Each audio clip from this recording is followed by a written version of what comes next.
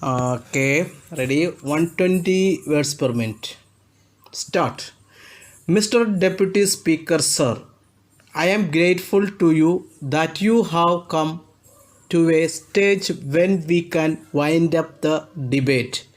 I am very thankful to the honorable members for the very lively discussion that has taken place for so many days. If I am right, I think this is the first time that the foreign affairs debate has aroused so much attention. It is sad that over the years this practice had been given up, and many times the vital areas of government's activities like foreign affairs and defense were not taken for discussion and voted upon. I feel not only in this house but in the whole of the country there is a community of people, the writers, the academicians, and even the laymen who take vital interest in India's foreign policy.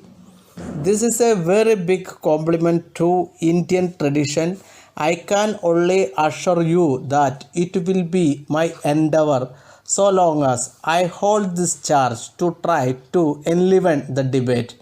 I will be very keen always not only to discuss here in the house but also with those who are experts outside to benefit from their views, outlooks, and studies.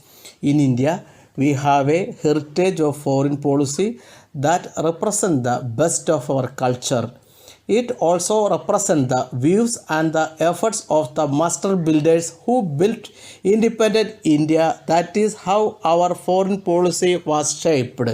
We did make many mistakes, yet those who were shaping the policies had both the candor and the courage to stand up in the house and to accept the mistake they made. I think if you ever discover that this government, as any other government, makes mistakes, it should also be viewed in the context of the tradition itself. After all, policies are made by human beings. Therefore, policies and perceptions sometimes can go wrong.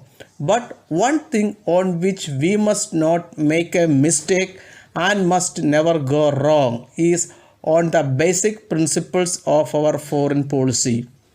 As I sat here for 3 to 4 days discussing with the honorable members, hearing their views on various aspects of foreign policy, I felt more humble.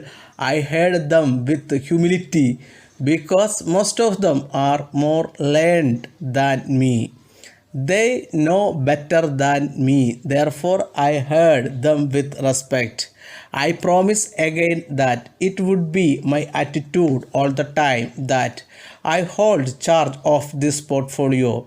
In the debate, when I heard my friends, I found one thing missing. That was the perception of change that has taken place all over the world. If we do not understand that no country, particularly India, can never make a well thought out foreign policy, we must try to understand that Soviet Union of today is something very different from what Soviet Union was yesterday. I had the privilege of staying there for nearly 5 years as ambassador of this country. When I look around, when I look at the faces of the policies, I perceive a good change here. This tremendous change should be and should have been the subject of debate here. There may not be a consensus on that. When learned members are sitting here, I was hoping that we would try to spell out and try to share with each other as to how we understand the change. That would be more helpful. So, it will be our endeavor, as I said just now, to pursue a policy that is both sensible and sensitive and also serves the national interest. Thank you very much. Letter from Thiru Balasubramanian, Secretary, Residents Welfare Association, Pallavaram, to the Managing Director, Metro Water Board, Chennai. Sir, I understand that Metro Water Board have plans to supply drinking water through Krishna Water Scheme to Kannan Nagar area, which is just half a kilometer from Pallavaram. I am to mention that the residents of our area suffer from lack of potable water for quite a long time. The water that is now available is not fit for drinking as it is brackish and hard. At present, the residents are using mineral water for drinking purposes, which affects their monthly budget very much.